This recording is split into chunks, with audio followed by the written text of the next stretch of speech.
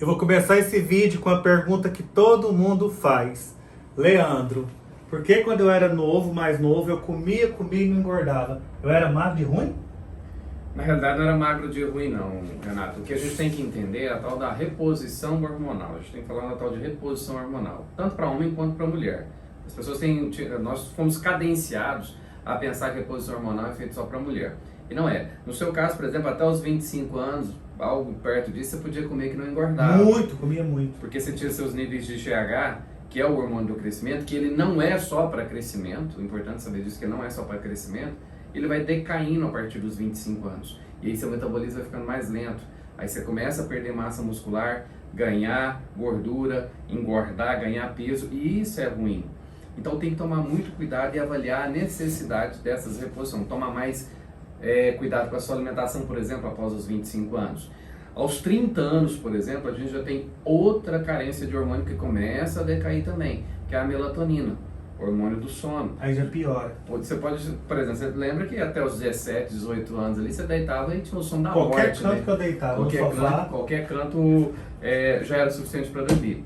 Depois dos 35, a gente começa a ter problema com a queda de um hormônio chamado DHEA, que é o que faz o balanço com o cortisol, que é o hormônio do estresse.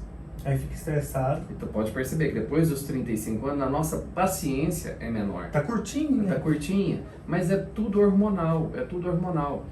Depois dos 40, nós começamos assim, de uma forma bem resumida, a gente começa a ter queda dos hormônios sexuais.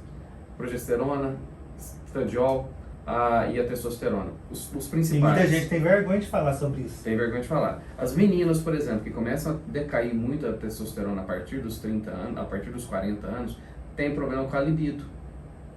Quando começa ali, pelos 50 anos, começa a ter uma queda de hormônio de progesterona, estradiol, elas ficam mais choronas, mais sensíveis. Mais frágeis. E nem sempre, é importante falar isso, que nem sempre, Renato, a mulher, após os 50 anos, está deprimida, está deprimida. Às vezes é só uma reposição De hormônios. que ela tem que fazer e que a vida dela volta ao normal, volta a viver bem. Coisa simples que não faz. Coisa simples que não faz e tem que ser feito junto com o médico dela.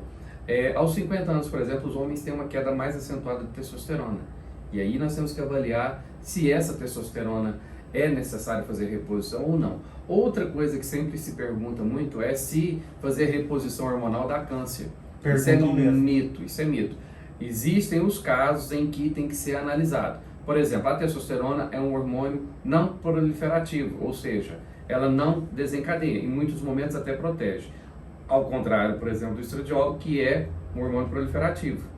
Então, as mulheres, por exemplo, que têm câncer de mama, geralmente têm que tomar alguns medicamentos que diminuem a concentração desse hormônio. Então, cada caso é um caso, cada caso tem que ser avaliado junto ao seu médico para ver a necessidade ou não de fazer reposição hormonal.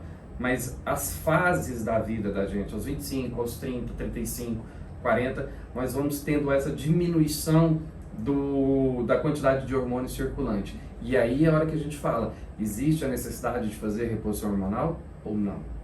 Tem que ser avaliado junto com o seu médico, mas faça se tiver que fazer. Não abandone esse negócio de falar, não vou fazer porque isso dá câncer.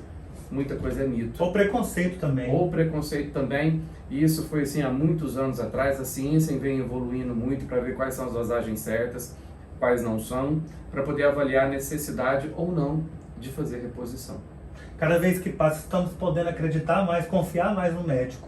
Não é isso? Nos profissionais de saúde, de uma forma em geral, que dedicam sua vida a estudar, melhorar isso, pesquisadores de diferentes formações trabalham muito nesse sentido e desenvolvem pesquisas que provam que certas coisas que no passado era quase uma coisa imutável, quebraram-se esses paradigmas e a gente tem uma nova visão lastreado em resultados dentro da ciência séria que muitos profissionais de saúde fazem.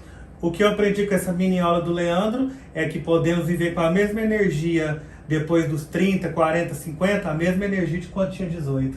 Gostou desse vídeo? Compartilha com os amigos, hein? Compartilha aí. Beijo. Um abraço.